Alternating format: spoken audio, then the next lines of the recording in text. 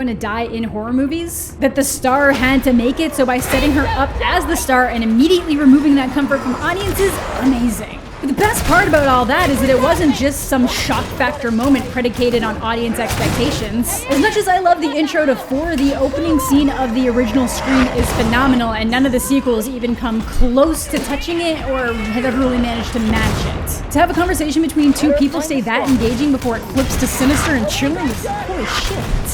What? To see what your insides look like. Something I actually noticed in the new one is that Ghostface dialogue doesn't really hit the level of sinister as any of the previous installments, especially 1 and 4. And Ghostface's dialogue and delivery is basically what builds tension in those moments and elevates a lot of what's happening. I'm not saying it's completely lame in the new one, I'm just saying it's distinctly less effective at times.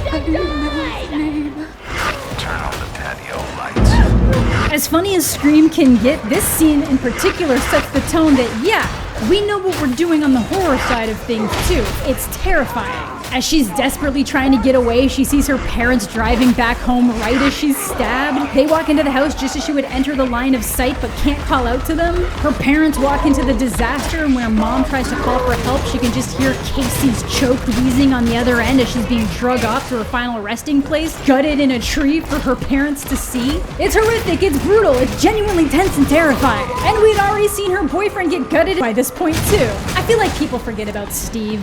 Justice for Steve. A thing I always liked in this movie is that as she's bleeding out before getting strung up, is she actually pulls off Ghostface mask, which as far as I can remember is the only time a victim or potential victim ever does this in the franchise. We're obviously not shown who, but I always assumed that it was Stu because he was Casey's ex. Ooh, spoiler. Either way, phenomenal intro, and the movie steamrolled the box office. It released in December as an alternative to the family movies that typically drop, and while the opening weekend was very lackluster, word of mouth built it up to over $100 million